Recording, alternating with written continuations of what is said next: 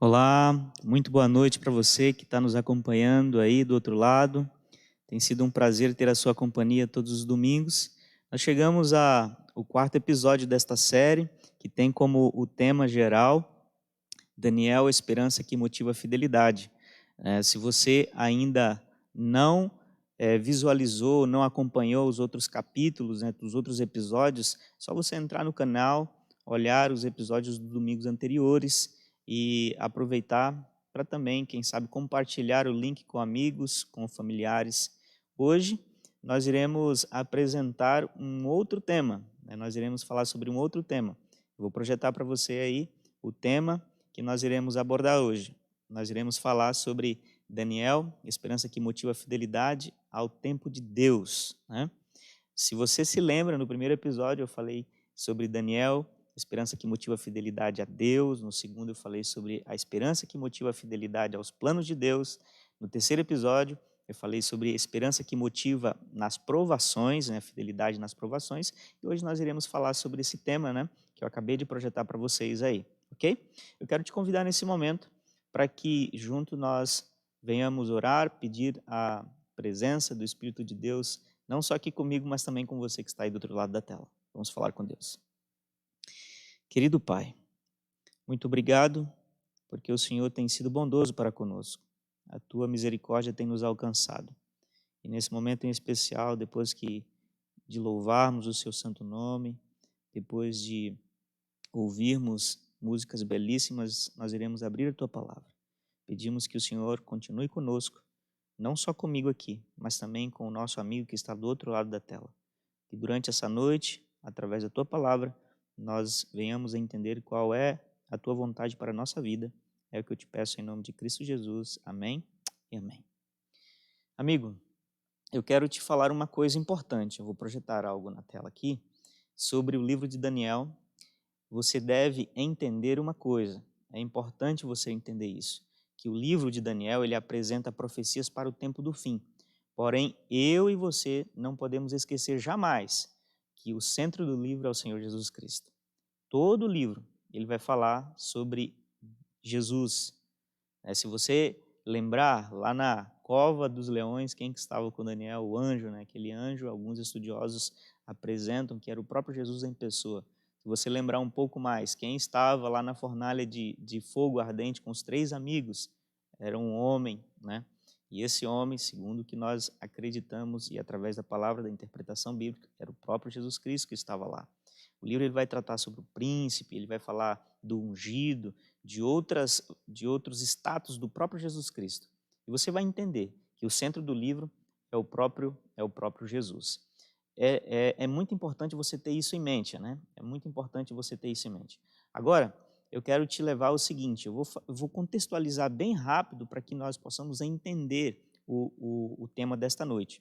Veja, nós já passamos aqui estudando alguns temas, como eu já falei para você anteriormente, nós vimos o capítulo 1 de Daniel, nós vimos o capítulo 2, 7, 8, nós vimos o capítulo 3, 4, 5, 6, e hoje nós estudaremos um pouco das lições do capítulo 9 de Daniel. O capítulo 9 de Daniel é extremamente importante, não só para o livro, mas também para a nossa vida espiritual. E a lição que nós iremos entender é essa aqui. Você já esperou? Você já esperou por alguma coisa na sua vida? Você já parou para esperar por alguém ou por algo na sua vida? Tem um escritor muito famoso chamado William Shakespeare. Ele diz assim que o tempo é devagar para quem espera. E talvez você possa estar julgando Jesus Cristo está voltando ou alguma coisa que você espera está demorando a acontecer, e eu quero te levar a meditar um pouco nas lições do capítulo 9. O capítulo 9, ele é muito interessante, sabe por quê? Veja, aqui nós já projetamos na tela para você algumas lições que o capítulo 9 nos chama a atenção. O capítulo 9 ele é antecedido, obviamente, pelo 8, mas o 8 ele fala da explanação de uma profecia, E nessa profecia, a parte geral ela é apresentada para Daniel, só que Daniel ele ouve 2 seres conversando, e esses seres celestiais eles falam da profecia os 2.300 anos. E quando Daniel ele ouve essa profecia, né, a respeito dos 2.300 anos, ele fica preocupado. Você vai perceber que o final do capítulo 8 é justamente falando sobre essa preocupação de Daniel. Ele diz que ele enfraquece, ele diz que depois ele volta a trabalhar, mas o interessante é que durante as suas atividades, ele se espantava, né, com essa visão das 2.300 tardes e manhãs, e ele agora começa a orar. Ele começa a orar, a buscar a Deus, para que Deus o ajude, quem sabe, a entender a revelação acerca desse período profético. E o capítulo 9 vem falando de uma oração de Daniel. A oração de Daniel é interessante, sabe por quê? Daniel, ele começa a estudar os livros do Antigo Testamento, do Pentateuco, dos escritos, dos Salmos. Ele chega até as profecias de Jeremias, quando ele se dá conta de que algo está perto de acontecer. Algo está prestes a acontecer. E agora, através do estudo da palavra, ele entende que o cativeiro babilônico está prestes a terminar. Está perto de acabar.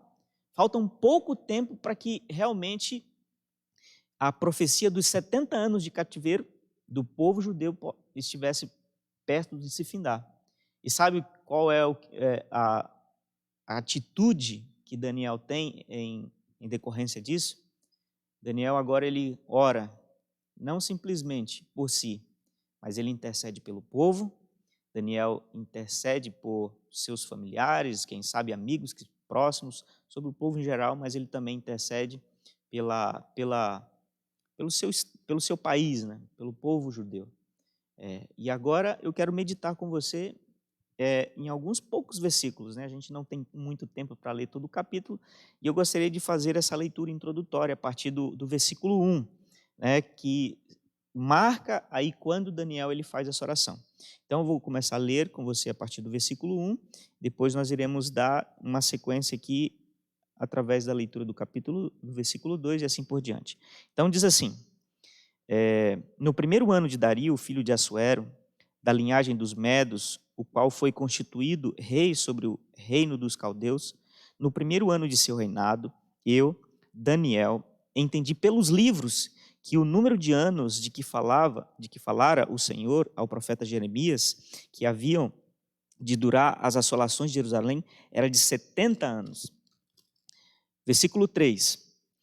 Voltei o rosto ao Senhor Deus para o buscar, com oração e súplicas, com jejum, pano de saco e cinza. Versículo 4. Orei ao Senhor, meu Deus, confessei e disse: Senhor, Deus grande e temível, que guardas a aliança e a misericórdia para com aqueles que te amam e guardam os teus mandamentos. Versículo 5. Temos pecado e cometido iniquidades, procedemos perversamente e fomos rebeldes, apartamo-nos dos teus mandamentos e dos teus juízos. Versículo 6. E não demos ouvido aos teus servos, os profetas, que em teu nome falaram aos nossos reis, nossos príncipes e nossos pais, como também a todo o povo da terra. Eu vou parar por aqui, vou deixar uma liçãozinha para você aí, para você continuar a leitura. E vou aqui fazer um breve resumo do que o capítulo 9 trata, ok?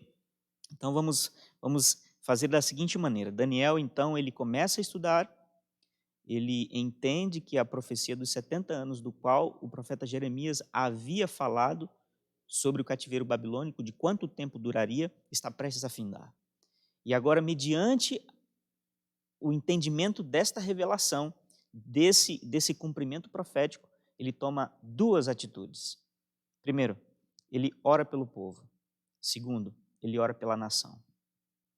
Amigos, eu vou projetar na tela agora algumas lições que nós podemos aprender com esse capítulo. Primeiro, pelo estudo da palavra, Daniel compreendeu a importância do momento em que ele vivia. Sabe, é muito importante eu e você entendermos que o tempo em que nós estamos vivendo não é um tempo em que eu e você temos oportunidades assim grandes de, quem sabe, desperdiçar, de estarmos com Deus, de compreendermos o que Ele deseja para a nossa vida. Outra coisa é que a oração de Daniel ela foi específica na confissão dos pecados, e também ele faz um apelo à graça divina, um apelo à honra do nome de Deus. Sabe o que significa isso? Amigos, se você olhar, você vai perceber uma coisa muito interessante na oração de Daniel. Daniel, ele se inclui na oração. Ele não simplesmente diz assim, Senhor, eu quero te pedir pelos aqueles pecadores. Não, ele diz, eu pequei. O povo pecou contra o Senhor. Nós pecamos contra Deus. Só que tem uma coisa, tem um detalhe. Ao invés de Daniel ser genérico na confissão, ele faz a confissão de forma específica. Ele vai contando os pecados que o povo de Israel havia cometido. E aqui eu quero fazer um desafio a você. Talvez você tenha o hábito de, quando você vai pedir perdão pelos pecados que você cometeu, você ora de forma genérica. Você diz assim, Senhor, perdoa os meus pecados. Você faz isso?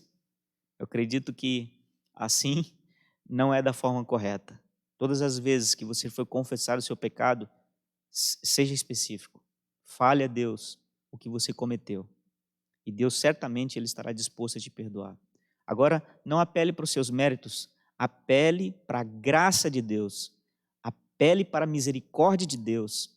Apele para o bondoso nome de Deus, para que, se acontecer o milagre da transformação na sua vida, isso seja para a honra e glória de Deus.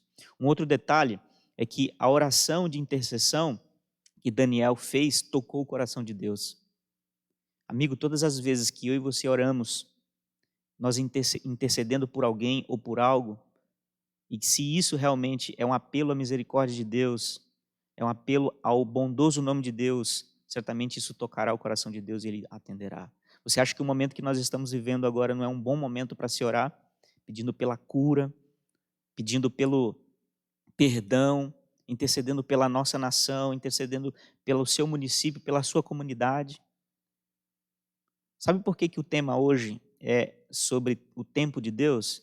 É porque Daniel, ele havia feito essa oração logo após a Babilônia haver sido derribada, pelos medos e persas, ser destruída.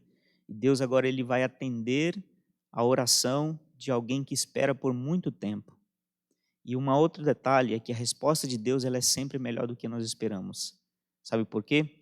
Porque a resposta de Deus em relação à oração de Daniel, suplicando pelo seu povo, suplicando pelos pecados, da nação, ela foi respondida. Então eu quero te levar a refletir num detalhe. Isso deve nos lembrar da nossa necessidade de um intercessor. Nós precisamos em nossa vida de um intercessor, querido amigo. E o único mediador que a Bíblia nos apresenta entre Deus e o homem é o Senhor Jesus Cristo. Entenda isso. O único intercessor entre Deus e o homem é o Senhor Jesus Cristo. Ficou claro para você? Agora veja, eu te apresentei alguns pontos sobre a oração de Daniel. Ele descobriu o momento em que ele estava vivendo, ele ora, ele intercede, ele clama por Deus, Deus responde, mas de que forma? E é aí que eu quero passar um pouco desses últimos minutos que nós temos falando com você a respeito da forma como Deus respondeu. A forma como Deus respondeu foi muito mais além daquilo que Daniel esperava. A resposta de Deus ela transcende e nos alcança, me alcançou e alcançou você também. Sabe por quê? Porque ele vai agora mostrar para Daniel o começo da profecia que ele não havia entendido no capítulo 8. Ele vai falar da profecia das 70 semanas, que tem tudo a ver com a primeira vinda do Senhor Jesus Cristo. E agora um anjo é destinado para mostrar para Daniel o começo de quando esse tempo começaria. E o que iria acontecer nesse período profético. Isso que é muito interessante porque nos leva a entender que Deus ele se preocupa conosco. Que Deus ele está disposto a responder às nossas indagações, que Deus ele está disposto a vir até a mim e até você para responder aquilo que é o anseio do nosso coração. E eu quero te dizer uma coisa, Deus ele vai muitas vezes te surpreender como ele irá responder às nossas orações. Sabe, querido amigo, a profecia das 70 semanas é algo interessante, porque marca então o último período de tempo, marca o último período de tempo profético, os 2.300 anos. Depois desse período, a gente não tem mais período profético, A gente agora passa a viver os últimos momentos da história da humanidade e eu quero te levar a compreender nesses poucos tempos que nós temos o que aconteceria nesse período de 70 semanas ou fazendo uma leitura profética de 490 anos, né? Do qual o capítulo 9 de Daniel, a partir dos versículos 20 fala, né? Eu vou projetar aí na tela, algumas coisas interessantes sobre essa profecia.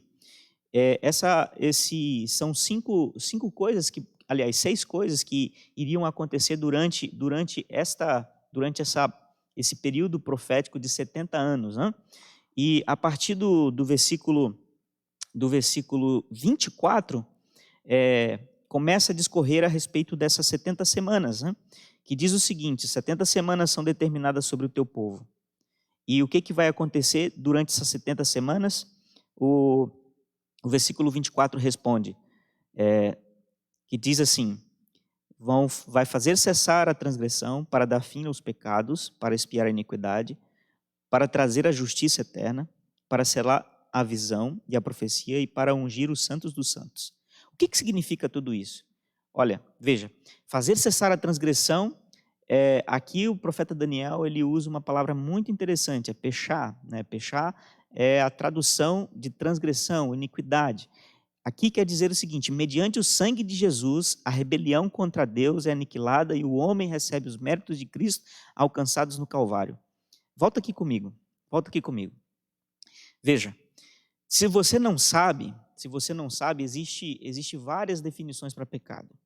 Várias definições para pecado. E pechá quer dizer o pecado mais grave que um ser humano pode cometer contra Deus. É o pecado da rebelião. É quando eu e você decidimos nos rebelar contra Deus de forma que esse pecado ele é muito agravante, né? É muito agravante. É quando eu e você pecamos deliberadamente, sabendo que nós estamos fazendo contra Deus. E aqui, nesse momento, Daniel ele diz que quando Jesus voltar, ele vai aniquilar todos esses pecados. Aqueles que pecaram deliberadamente contra Deus, aqueles que se rebelaram contra Deus, terão oportunidades assim de receber o perdão. Volta lá para a tela. Vamos continuar. Diz também que quando o Messias viesse, ele daria fim aos pecados. Desde a queda, a humanidade tem sido incapaz de viver de acordo com os padrões de Deus, mas o Messias cuidaria dos nossos pecados, portanto, o Messias viria para perdoar os pecados. Olha aqui para mim. Amigo, não existe pecado que Deus ele não seja capaz de perdoar. Está entendendo? Não existe pecado que Deus ele não seja capaz de perdoar. Você talvez possa estar pensando que você foi longe demais e Deus não pode te alcançar. Mas aqui, através dessa profecia, nós entendemos que Deus ele alcança as pessoas aonde elas estão. E talvez você aí, como um filho de Deus, esteja pensando que isso é incapaz de acontecer na sua vida porque você, quem sabe, pecou demais, transgrediu demais, foi longe demais e Deus ele não pode te alcançar. Veja, através dessa mensagem, Deus ele está dizendo para mim e para você que é importante que nós creiamos que Ele pode perdoar todos os nossos pecados. Se você é um pecador, assim como eu, nós estamos na condição perfeita para que Deus ele nos alcance. Ok? Volta lá na tela. Quando Jesus, o Messias, viesse, ele iria expiar a iniquidade. Aqui diz que somente Jesus pode proporcionar essa realidade. Aqui comigo. Você lembra de quando João Batista viu Jesus Cristo passando? Ele diz assim: eis o Cordeiro de Deus que tira o pecado do mundo. Sabe, querido amigo, o único capaz de expiar os nossos pecados, o único capaz de morrer pelos nossos pecados, o único que pode realmente substituir a cada um de nós na culpa, na dívida que nós devíamos, é o Senhor Jesus Cristo. Só Ele. Não há outro pelo qual os homens possam ser salvos debaixo da terra. Então, veja, a profecia apontava que somente Jesus Cristo iria pagar os pecados da humanidade. Volta lá na tela comigo novamente. Estamos no quarto aqui. Diz assim, que quando o Messias viesse, ele iria trazer justiça eterna. Cristo tomou o nosso lugar na cruz e por meio disso concedeu-nos a condição de ser justo diante de Deus e é pela fé porque a recebemos do Senhor. Aqui comigo. Veja, você sabe, né, que Jesus Cristo morreu por você. Sabe ou não sabe? É claro que sabe. Mas uma coisa é interessante você entender, é que se você não toma posse, se você não recebe os méritos de Cristo na sua vida através da fé, você não tem condições de se salvar. Sabe por quê? Porque pelos seus méritos, eu e você não podemos alcançar a salvação. Somente através de Cristo Jesus, nós alcançamos a salvação. Nessa noite eu estou falando para alguém, quem sabe está lutando, quem sabe está fazendo todos os esforços, lendo a Bíblia para se salvar, quem sabe está fazendo ações sociais para se salvar, quem sabe está fazendo obra de caridade para se salvar. Amigo, infelizmente eu quero te dizer que isso é importante, mas que isso não salva. O que salva é um relacionamento real com Cristo Jesus. E quando ele morreu, ele trouxe realmente esta salvação para mim e para você, e eu e você precisamos tomar posse diariamente disso, nos entregando nas mãos de Jesus. Voltamos lá para a tela, estamos aqui caminhando para o 5º, diz assim: ele veio selar a visão e a profecia. Quando Cristo se ofereceu em sacrifício, a profecia do Antigo Testamento, todas as profecias do Antigo Testamento que apontavam para a sua vinda, para a sua obra expiatória, foram seladas no sentido de terem se cumprido. Amigo, creia no sentido desta profecia, no sentido de que quando Cristo morreu, todos aqueles animais que foram sacrificados, no santuário, todas as profecias que apontavam para a sua vida, elas foram cumpridas em Cristo Jesus. E agora nós iremos para o final aqui dessa tela, que diz o seguinte: o 6º passo seria ungir o Santo dos Santos. O Santo dos Santos mencionado aqui não é uma pessoa, mas um lugar. Portanto, a declaração se refere à inauguração do ministério de intercessão de Cristo no santuário celestial. Aqui comigo. Jesus Cristo veio, viveu aqui nessa terra, ele morreu, ele ressuscitou por mim e por você, só que ele ascendeu aos céus. Nessa ascensão, Jesus Cristo, nós acreditamos que ele está no céu intercedendo por mim e por você. Porque todos os dias nós somos acusados pelo inimigo das nossas almas, de que nós somos pecadores, de que nós não merecemos salvação, mas João ele nos diz que nós temos um advogado junto ao Pai. E se eu e você acreditamos nisso, esse advogado é o próprio Jesus Cristo. Ele está intercedendo por mim e por você. Amigos, agora uma coisa que é interessante. Quando você leu aí na sua Bíblia a respeito das 70 semanas, você viu que o princípio diz que ela foi cortada, né? Ela foi separada para o povo de Israel. 490 anos. Esses 490 anos, eles também se referem à profecia dos 2.300 anos, ou das 2.300 tardes e manhãs. Na verdade, ela é o início. Então, eu vou projetar uma tela agora para você, e você vai perceber o seguinte: nessa tela, esses 490 anos, eles começariam no ano 457 antes de Cristo. Quando isso? A partir do decreto de Artaxerxes para a reconstrução de Jerusalém. Isso você pode acompanhar no capítulo 7 do livro de Esdras, ok? Aqui comigo, volta aqui comigo. 450 anos. 450 anos. Para quê? Aí você vai ver o que essa profecia fala a respeito desses 450 anos. O que iria acontecer?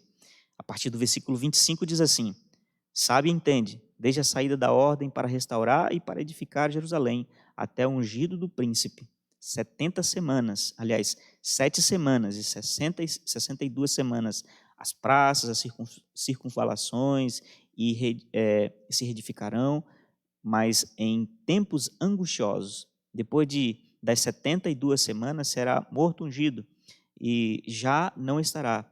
E o povo de um príncipe que há de vir destruirá a cidade, o santuário, e o seu fim será num dilúvio, e até ao fim haverá guerra, desolações são determinadas. E por fim, o versículo 27 diz assim: ele fará firme aliança com muitos por uma semana.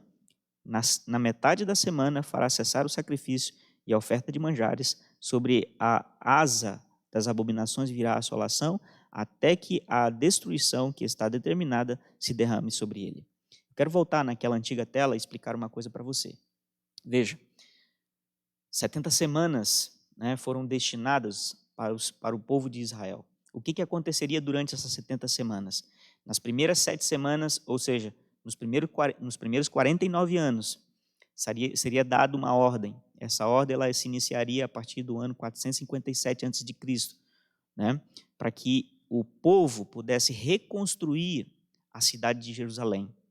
Esse período ele se finda no ano 408 antes de Cristo, né, quando Jerusalém ela é reconstruída, os seus muros.